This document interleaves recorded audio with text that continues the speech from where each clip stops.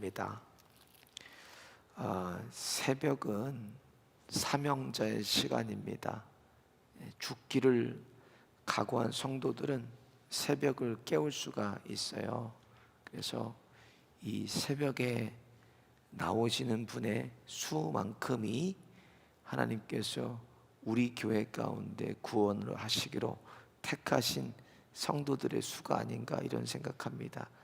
내가 지금 새벽에 나왔다 그래서 내가 그게 아니라 한 요 정도 숫자가 하나님께서 우리 교회 가운데 지금까지 주시는 구원받은 백성, 택하신 예정하신 성도가 아닌가 싶습니다. 어제 밤늦게 예배 마치고 최재현 집사님 호스피스 병동에 잠깐 가서 기도해 드렸는데, 의식이 이렇게 오랜 시간 이렇게 있다가 또 한 번씩 돌아오고 하는데 그런 말씀하셨다고 그러더라고요. 천군 천사가 흰 옷을 입은 천군 천사가 기다리고 있고 쭉 사람들이 줄 서 있는데 내가 거기에 서 있다고. 그것처럼 이 생복사화는 하나님의 손에 달려 있어요. 우리도 언제 갈지 모르는 하나님 나라 날마다 준비하시면서 또 새벽을 깨우시면서 주님께 몸부림치고 나오셔서 이 땅에서부터 주님 주시는 천국을 저와 여러분이 살아가시기를 예수님의 이름으로 축원드립니다. 성막으로 들어가려면 반드시 성막 앞에 있는 번제단을 통과해야 됩니다. 이 번제단에서 제물을 태우지 않고는 하나님의 거룩한 임재가 있는 성막으로 들어갈 수가 없습니다. 번제단이 죄를 용서받는 것이기 때문에 이것을 우리가 구속사 관점으로 바라볼 때 신약의 예수님의 십자가라고 말할 수 있습니다.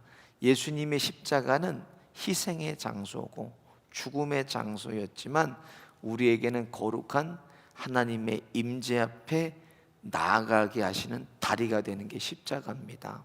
고린도전서 1장 18절에 십자가의 도가 멸망하는 자들에게는 미련한 것이요 구원을 얻는 우리에게는 하나님의 능력이라 그러셨어요. 십자가는 우리에게 하나님의 능력 되시고 그 능력대로 우리를 살아가게 하는 곳이 십자가입니다. 그래서 우리가 하루하루 순간순간 무엇을 바라봐야 되나? 예수님의 십자가를 바라봐야 돼요. 믿음의 주요 온전케 하시는 예수를 바라보자. 여러분, 예수를 바라보는 게 무엇입니까? 십자가를 바라보고 사는 거예요. 십자가를. 그래서 번제단 내 모퉁이에는 뭐가 달려있냐면 뿔이 달려있어요. 그래서 하나님의 복음의 능력을 뿔이 상징하고 있습니다. 뿔은 구약에서 주시는 힘을 상징해요. 힘. 그래서 아도니아가 스스로 높여서 왕이 되려고 하니까 솔로몬이 아도니아를 죽이려고 합니다. 아도니아가 제단으로 도망가서 제단에 뿔을 잡고 솔로몬에게 용서를 구합니다. 그럴 때 그가 솔로몬에게 용서받았어요. 솔로몬이 그를 해하지를 않습니다. 그 외에도 번제단에 뭐가 있냐면 번제단은 여러 기구들이 있었습니다. 재를 담는 통과 부삽과 대야와 고기 갈고리, 불을 옮기는 그릇같이 부수적인 것들이 번제단 옆에 있었어요. 이것은 무엇을 말하는 건가? 예수님께서 주인 되신 교회에 성도들을 부르시고 성도들에게 무엇을 맡기셨나? 직분을 맡기셨다는 거예요. 왜 주님께서 나에게 직분을 맡기셨나? 에베소서 4장 11절에 보면 혹은 사도로 혹은 선지자로 혹은 복음 전하는 자로 혹은 목사와 교사로 주셨으니 이는 성도를 온전케 하며 봉사의 일을 하게 하며 그리스도의 몸을 세우려 하심이다 그랬습니다. 주님의 몸된 교회를 세우시기 위해서 우리에게 예수님께서 직분을 주셨다는 거예요. 하나님께서 성도들에게 직접 직분을 주시고 각 개인에게 은사를 주셔서 교회를 위해 헌신하고 봉사하며 교회를 우리에게 세우라고 주신 것입니다. 주님께서 주신 직분과 사명 위에 우리가 죽기까지 충성하시는 저와 여러분 되시기를 예수님의 이름으로 축원드립니다. 오늘 본문 말씀은 성막의 뜰과 성막의 문에 대한 말씀이에요. 뜰은 쉽게 얘기해서 성막의 담입니다. 담. 성막을 쳐놓은 담인데 길이가 약 45m, 폭이 22m, 높이가 2m가량 되는 담으로 이런 모양으로 성막 저렇게 쭉 둘레에 담을 쳐놨어요. 그래서 그 옆에는 기둥이 세워지는데 남쪽으로는 20개씩 세워지고 동서로 10개씩 총 60개의 저 기둥이 쭉 저렇게 세워져 있습니다. 이 담은요, 이 시멘트가 아닙니다. 저기 보시면 시멘트가 아니라 저 담은 세마포로 덮였습니다. 세마포가 구약에도 나오죠. 구약에도 나오고 신약에도 나오는데 신약에는 저 세마포가 어디 나오면 계시록에 나와요. 계시록 19장 6절에 보면 마지막 때 어린 양의 신부가 입는 옷이 저 세마포 흰옷이라고 계시록에 기록되어 있습니다. 예수 그리스도의 보혈로 의롭게 된 성도들을 나타내는 거예요. 그래서 성도들을 나타내는 저 세마포가 거룩한 곳으로 구별하는 것을 뜻하는 것입니다. 오늘날 성막들은 교회의 마당과 교회 내부의 그 사이를 뜻합니다. 솔로몬의 기도와 같이 성전에서 멀리 떨어져 있어도 우리가 성전을 향해 기도하면 주 계신 곳에서 들으시고 응답하심을 그가 믿고 기도했어요. 예수님도 성전은 만민이 기도하는 집이라고 말씀하셨습니다. 그래서 우리가 늘 향해야 하고 바라보아야 되고 또 우리가 몸부림치고 나와야 될 곳이 어디인가? 하나님의 성전이라는 거예요. 다윗이 아들 압살롬에게 쫓겨났어요. 그래서 도망가면서 시편을 읊습니다. 어떤 시편은요? 시편 84편입니다. 거기 10절을 보면 이렇게 얘기했어요. 주의 궁정에서 한 날이 다른 곳에서 첫날보다 나은즉 악인의 장막의 거함보다 내 하나님의 문지기로 있는 것이 좋사오니 그랬어요. 모든 하나님의 사람들의 공통점이 무엇인가? 성전 중심의 삶을 살았다는 거예요. 교회 중심의 삶을 살았다는 거예요. 압살롬에게 쫓겨서 도망가면서도 다윗은 성전 바라보고 그 마음이 성전을 향해 있었습니다. 또 바벨론 포로로 끌려갔던 다니엘이 있어요. 다니엘이 성전을 향해서 예루살렘을 향해서 창문을 열고 매일 3번 기도했어요. 오늘 성전의 뜰과 문을 구속사관으로 우리가 바라볼 때 이것은 무엇을 상징하는가? 먼저 기둥이 있어요. 기둥은 오늘 우리 교회를 지탱하는 진리의 말씀을 상징하고 있습니다. 오늘 보면 10절과 13절을 보면 성전뜰에는 60개의 기둥이 5규빗 간격으로 저렇게 세워져 있어요. 기둥이 성경에서 의미하는 것은 지탱하는 힘이에요. 지탱하는, 받치는 힘입니다. 40년 동안 성막들의 기둥이 세워져 있어서 성막을 그것이 견고하게 보호하였습니다. 오늘 우리 교회를 지탱하고 있는 힘이 무엇입니까? 어떤 직분입니까? 아니면은 한 사람 한 사람들의 소명과 사명입니까? 물론 그것도 맞죠. 그런데 먼저는 하나님의 진리의 말씀이 우리 교회를 지탱하고 있는 것입니다. 그래서 디모데전서 3장 15절에 이 집은 살아계신 하나님의 교회요 진리의 기둥과 터니라 그러셨어요. 하나님의 교회의 기둥 되신 것은 무엇인가? 예수 그리스도입니다. 그래서 교회의 기둥 되신 예수 그리스도가 기둥 되셔서 우리를 지탱하고 계시는 거예요. 복음도 마찬가지입니다. 복음은 뭐예요? 캐리그마. 복음은 말씀에서 선포되는 예수 그리스도를 얘기하는 겁니다. 그래서 복음 안에, 말씀 안에 복음이 있는 거예요. 하나님의 복음이 교회의 기둥이 돼서 교회를 지탱하시고 교회를 바치고 계시는 거예요. 그래서 마태복음 16장 18절에 뭐라 그러시나? 예수님께서 음부의 권세가 이기지 못하리라 그랬어요. 음부의 권세가 우리 교회를 이길 수가 없습니다. 사단의 권세가 진리의 말씀의 기둥을 무너뜨릴 수가 없어요. 이것은 영원히 견고하게 세워진 것입니다. 그래서 계시록 19장 11절에 보면 백마탄 왕자, 백마탄 자가 공의로 심판하면서 싸우더라 이렇게 기록이 되어 있어요. 근데 백마 타신 분이 누구인가? 백마 타신 분은 예수 그리스도입니다. 교회의 주인 되신 예수님께서 싸우고 계시기 때문에 우리 교회도 마지막 전투에 참여하는 거예요. 교회가 세상에 대해서 영적 싸움을 멈추는 순간이 무슨 순간인가? 교회가 타락하는 순간이에요. 여러분, 콘스탄틴 황제가 기독교를 계속 핍박하다가 나중에 국교로 지정해 버렸습니다. 국교가 되니까 뭐가 끊겨요? 그가 핍박했던, 죽이고 핍박하고 고난을 줬던 것이 다 끊기니까 뭐가 세상과 교회가 타협하기 시작했습니다. 세상과 전투한 것이 아니라 세상과 타협하는 순간 교회는 거룩한 능력을 잃어버리고 세상과 섞여버리게 됩니다. 성경은 하나님 나라 가기까지 믿음의 선한 싸움을 우리에게 싸우라고 말씀하셨어요. 교회는 진리의 말씀과 복음을 지키기 위해서 우리의 생명을 걸고라도 그것을 지켜내야 됩니다. 싸워내야 돼요. 교회의 기둥 되신 하나님의 말씀과 복음의 능력은 세상에 무엇으로도 넘어뜨릴 수가 없는 세세 무궁토록 영원한 것입니다. 두 번째로 세마포는 세상과 구별된 거룩함을 상징해요. 9절에 보면 너는 성막들을 만들지니 남을 향하여 뜰 남편의 광이 100규빗에 세마포 장을 쳐서 그 한편을 당하게 할지니 그랬어요. 이 사면을 다 세마포로 담을 치웁니다. 이것은 무엇인가? 백성들이 있는 곳과 하나님의 임재가 계신 곳을 성별하여서 구별했다는 것입니다.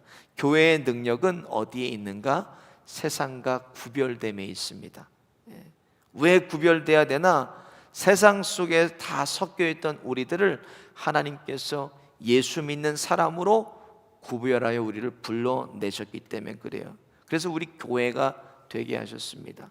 그것이 성도이고 그것이 교회입니다. 거룩할 성의 무리도자도 성도예요. 세상과 구별된 무리들이 바로 성도라는 것입니다. 그래서 교회의 능력은 세상과 구별될 때 거기에 거룩한 능력이 있는 겁니다. 예수님의 대제사장적 중보기도가 요한복음 17장에 기록되어 있습니다. 예수님께서 뭐라고 기도하시는가? 요한복음 17장 16절부터 17절을 보면 내가 세상에 속하지 아니함 같이 저희도 세상에 속하지 아니하였사옵나이다. 저희를 진리로 거룩하게 하옵소서. 아버지의 말씀은 진리입니다. 이렇게 고백하세요. 계시록 19장과 이사야서 61장에 뭐가 나오나? 구원받은 성도가 흰옷을 입고 나오는 것에 대해서 기록이 되어 있습니다. 흰옷의 특징이 여러분 뭐예요? 흰옷은 작은 건 뭐 하나만 튀어도 눈에 바로 들어와서 옷을 계속 입을 수가 없어요. 흰옷은 금방 때가 타고 더러워지면 입고 다닐 수가 없어요. 그리고 흰옷은 금방 구별이 됩니다. 그래서 더럽혀지지 않도록 우리가 흰옷은 조심해서 입습니다. 마찬가지예요. 그리스도인들도 구원받은 성도로 구별되도록 우리에게 항상 자신을 무엇을 바라봐야 되나? 십자가를 바라봐야 돼요. 내가 십자가를 바라볼 때 주님 앞에 꺼리낌이 없는지, 내가 십자가를 바라볼 때 주님 앞에 부끄러움이 없는지, 우리가 믿음의 주여 온전케 하신 예수님의 십자가를 날마다 바라봐야 됩니다. 그래서 우리를 구별할 수가 있습니다. 세마포로 막아서 세상과 성막이 구별됐듯이 이 세상과 교회를 막은 세마포처럼 우리는 구별된 삶을 살아가고 있는지 날마다 우리는 십자가 바라봐야 돼요. 우리 교회 안에서 각기 다른 고향에서 왔어요. 우리는 다른 문화에서 왔어요. 다른 언어에서도 왔어요. 근데 다른 배경에서 왔지만 동일하게 우리를 교회 안에 뭐라고 부릅니까? 성도라고 불러요. 성도. 우리 모두가 하나가 되어야 할 일은 세상과 성도로서 거룩함으로 구별되는 일입니다. 세 번째로 성전에 보면 말뚝과 줄은 예수님의 죽음과 부활을 의미합니다. 오늘 19절 보니까 성막에서 쓰는 모든 기구와 그 말뚝과 뜰의 포장 말뚝을 다 노수로 할지니라 그러셨어요. 기둥과 세마포를 지탱하도록 무엇을 박는가? 말뚝을 박습니다. 이 말뚝은 반은 땅에 박히고 반은 지상 위로 올라와 있습니다. 이것은 무엇을 상징하나? 예수님께서 못 박히신 십자가를 상징합니다. 반은 밑통은 땅으로 들어가 있고 위로 나온 것은 죄수들의 못을 박아 매달았습니다. 예수님께서 그 모진 십자가를 다 건디시고 고난과 수치를 다 견디셨기 때문에 우리의 죄에 대한 문제를 영원히 해결해 주셨습니다.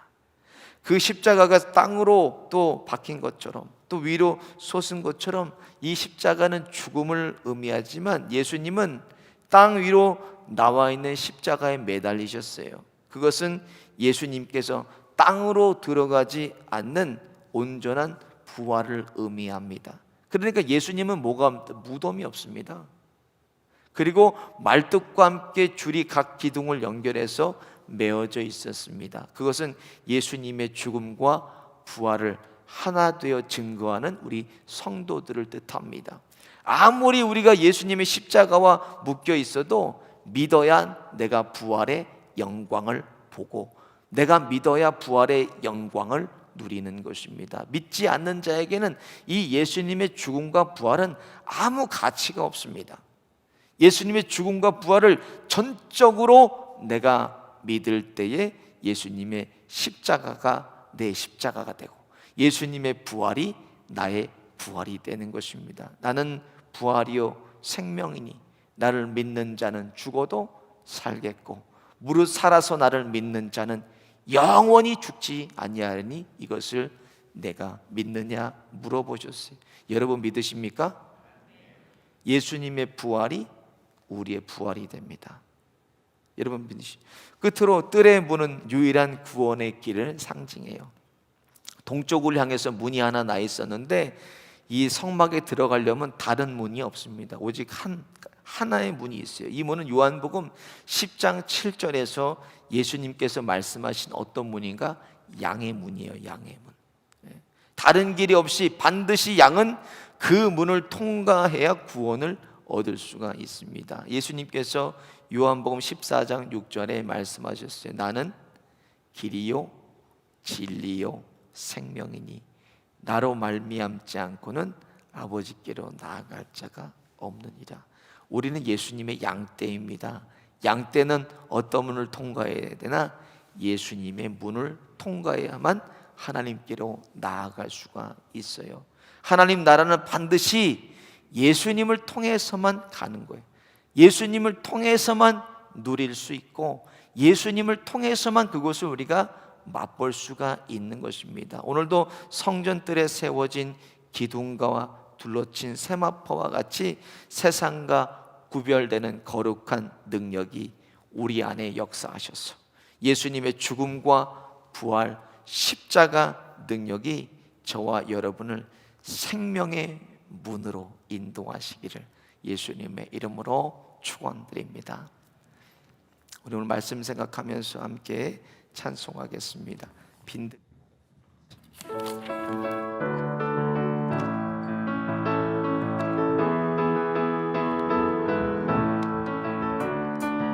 빈들의 마른 풀같이 시들은 나의 영혼 주님의 약속한 성령 간절히 기다리네 가물어 메마른 땅에 단비를 내리시듯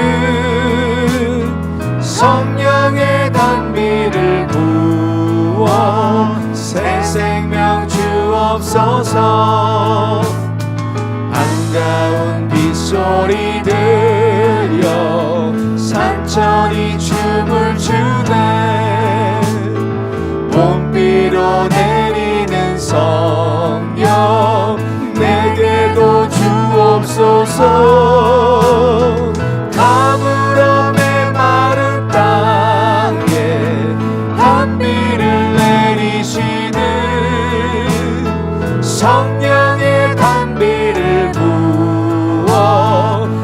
생명 주옵소서.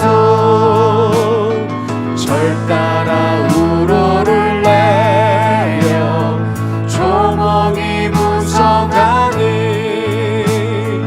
갈급한 내 심령 위에 성령을 부소서. 가물어 메마른 땅에 단비를 내리시는 성령의 단비를 부어 새 생명 주옵소서. 참되신 사랑의 언약 어길 수 있사오랴.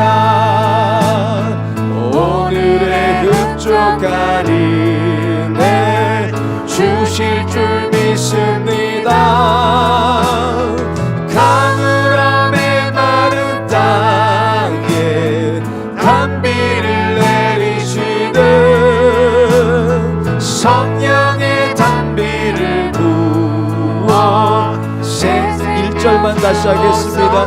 빈들의 마른 풀같이 빈들의 마른 풀같이 시들은 나의 영혼. 주님의 약속한 성령 간절히 기다리네. 가물어 메마른 땅에 단비를 내리시는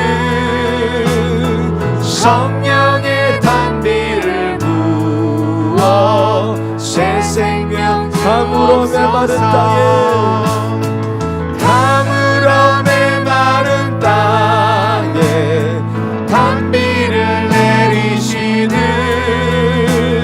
성령의 단비를 부어 새 생명 주옵소서.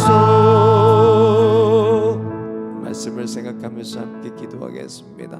성막의 뜰과 문을 세우셨던 것처럼 기둥과 세마포를 통해서 우리를 하나님 세상과 구별된 거룩한 성도의 삶 살게 하여 주시고, 오늘도 예수 붙들고 십자가 앞으로 나와 싸우니 능력의 이름, 기적의 이름, 생명의 이름, 구원의 이름 예수님을 붙들고 믿음으로 힘차게 세상으로 전진케 하여 주옵소서. 믿음의 주여 온전케 하시는 예수님만 바라보게 하여 주옵소서. 주여 한번 부르짖고 함께 기도하겠습니다. 주여